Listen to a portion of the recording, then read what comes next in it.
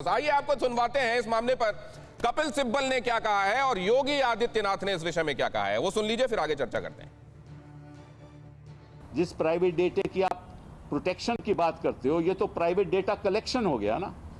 आप जनता को कहते हैं कि प्राइवेट डेटा प्रोटेक्शन बिल ला रहे हैं, लेकिन आप उनके पीछे प्राइवेट डेटा कलेक्शन कर रहे हो पेगासस के द्वारा। और अगर ये सारा डेटा पेगासस को पहुंच गया, इजरायली पहुंच गया, तो ये तो बड़ा भारी नेशनल सिक्योरिटी थ्रेट है, बहुत भारी नेशनल सिक्योरिटी थ्रेट है इलेक्शन के दौरान। तो ये सारा षड्यंत्र क्यों हुआ?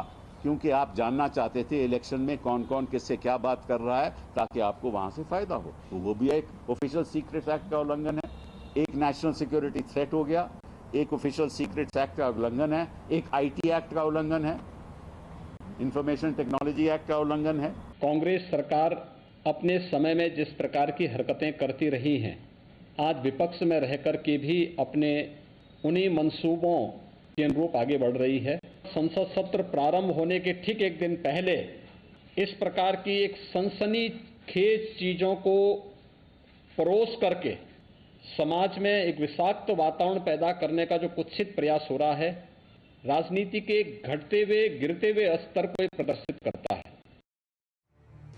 डॉक्टर पात्रा जिन एक्ट्स का हवाला दे रहे थे, ये तो कपिल सिब्बल कह रहे हैं कि कई एक्ट्स का उल्लंघन है इसमें, मैं उस पर जाऊंगा, लेकिन उससे पहले आपको ये मालूम है कि हंगामेदार लगातार बना रहा है पार्लियामेंट के हर एक सेशन में। आपने देखा कि हंगामा हुआ और उसके बाद उसको स्थगित करना पड़ा।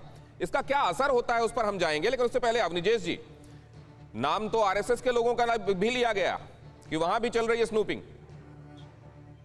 दिनेश जी नमस्कार। नमस्कार। मुझे लगता है कि जिस तरीके के स्वीपिंग स्टेटमेंट यहाँ पर दिए जाते हैं, उससे मतलब एक पार्टी का प्रवक्ता अगर इस तरीके का स्टेटमेंट देगा तो क्या हालत होगी। आलोक जी तो बड़े तार्किक ढंग से अपनी बात रखने के लिए मशहूर हैं।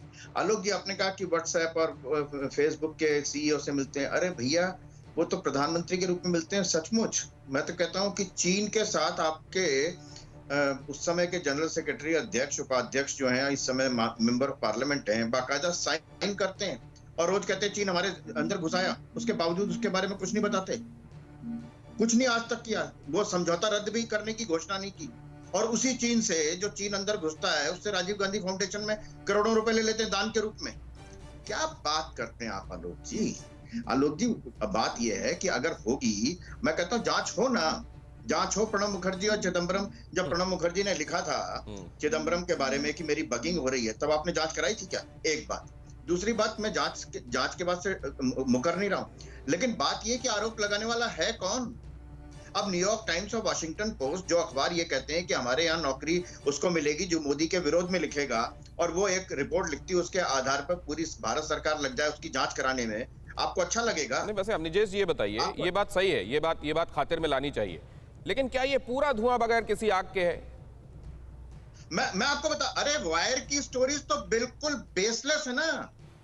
और मुझे हैरत होती है कि कई बार मतलब सिर्फ अभिव्यक्ति की स्वतंत्रता के नाम पर किसी भी मीडिया हाउस को छोड़ा जा सकता है क्या? देश की सेना कू करने वाली है, कू करने को तैयार थी। मनमोहन सिंह के समय में एक खबर छपी, पूरे अखबार में फ्रंट पेज न्यूज थी। कहीं कोई उसका बेस नहीं था, कहीं भी किसी भी तरीके का बेस नहीं था। अड़ी सोमवार से शुक्रवार शाम 6 बजे सिर्फ TV9 भारतवर्ष पर।